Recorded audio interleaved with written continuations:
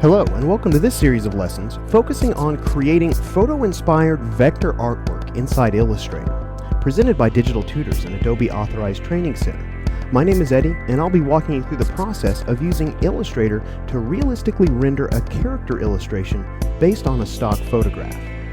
We'll begin this process by learning how to recognize and target shapes in a realistic form, which we can recreate here inside Illustrator.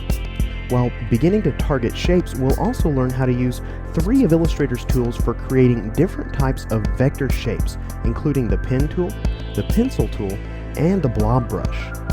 After we've gotten the hang of these 3 tools, we'll proceed in executing our illustration.